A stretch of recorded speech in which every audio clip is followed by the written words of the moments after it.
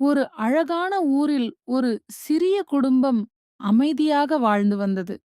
அந்த குடும்பத்தில் தாய், தந்தை மற்றும் ஒரு ஆண், ஒரு பெண் குழந்தைகள் இருந்தனர்.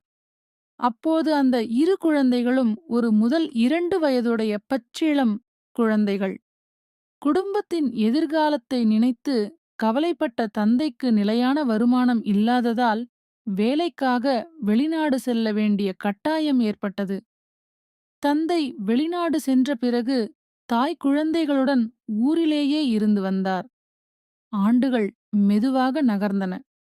குழந்தைகள் பள்ளி செல்லும் வயதை அடைந்தனர். ஆனால் அவர்கள் மிகவும் சிறிய வயதில் தந்தை வெளிநாடு சென்றதால் தந்தையின் முகமே அவர்களுக்கு நினைவில் இல்லாமல் வளர்ந்தனர். சில ஆண்டுகள் கழித்து தாய்க்கும் தனது கணவருடன் சேர்ந்து வெளிநாடு செல்ல வாய்ப்பு கிடைத்தது. மனம் கனிந்திருந்தாலும் குழந்தைகளின் எதிர்காலத்தை கருத்தில் கொண்டு அந்த வாய்ப்பை ஏற்க முடிவு செய்தார். செல்லும் முன் தனது இரு குழந்தைகளையும் தனது தமக்கையிடம் ஒப்படைத்துவிட்டு சென்றார். தமக்கையின் குடும்பம் சிறியது. கணவன், மனைவி மற்றும் ஒரு மகள் மட்டுமே. அதனால் அந்த 2 குழந்தைகளையும் அவர்கள் அளவற்ற அன்புடனும் மகிழ்ச்சியுடனும் ஏற்றுக்கொண்டனர். எந்த குறையும் இல்லாமல் அவர்களை கவனித்துக் கொண்டனர். அதே சமயம் இலங்கை நாட்டில் ஏற்பட்ட கலவரங்களால் குழந்தைகளின் பெரிய தகப்பனும் நாட்டை விட்டு வெளிநாடு செல்ல வேண்டிய நிலை ஏற்பட்டது. நாட்டில் பதற்றமும் போராட்டங்களும் நிறைந்த காலம் அது. எத்தனை கஷ்டங்களும் துயரங்களும் வந்தாலும் அனைத்தையும் சகித்துக்கொண்டு அவர்கள் வாழ்க்கையை முன்னெடுத்துச் சென்றனர். பெரியம்மா குழந்தைகளை கண்டிப்புடனும் அதே நேரத்தில் அளவற்ற அன்புடனும் வளர்த்தார்.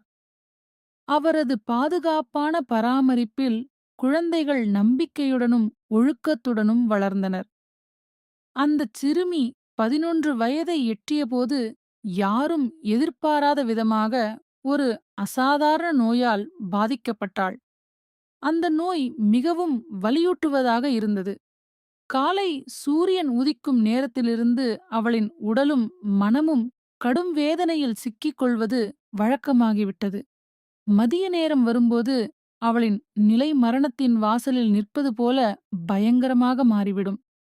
ஆனால் ஆச்சரியமாக மாலை சூரியன் மறையும் வேளையில் அந்த வேதனை மெதுவாக குறைந்து அவள் ஓரளவு சாதாரண நிலைக்கு திரும்புவாள். இந்த வலியை யாரிடமும் சொல்ல முடியாமல், இப்படி யாருக்கும் வரக்கூடாது இறைவா என்று அவள் மனதிற்குள் கதறினாள். வேதனையை தாங்க முடியாத நேரங்களில் அவள் இருட்டான அறைக்குள் தன்னை பூட்டிக் கொண்டு அமைதியாக அழுதாள். சில சமயங்களில் அந்த மனவேதனை உச்சத்தை எட்டியபோது தற்கொலை செய்யும் எண்ணமும் அவளை துரத்தியது. அவளின் துயரமான நிலையைக் கண்ட பெரியம்மா மருத்துவம், வைத்தியம், பிரார்த்தனை என எல்லா வழிகளையும் முயன்றார். ஆனால் எதுவும் முழுமையான குணத்தை அளிக்கவில்லை. நாட்கள் நகர்ந்தன, மாதங்கள் கடந்தன. ஆனால் நோய் மட்டும் அவளை விட்டு நீங்கவில்லை. ஒரு காலத்தில் அந்த வலி குறையும் போலத் தோன்றிய நேரத்தில் புதிய ஒரு துன்பம் திடீரென வந்தது.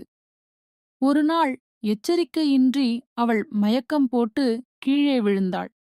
அதன் பிறகு அது ஒருமுறை மட்டுமல்ல, எப்போது வரும், ஏன் வரும் என்று யாருக்கும் புரியாமல் மயக்கம் அவளை தொடர்ந்து தாக்கியது.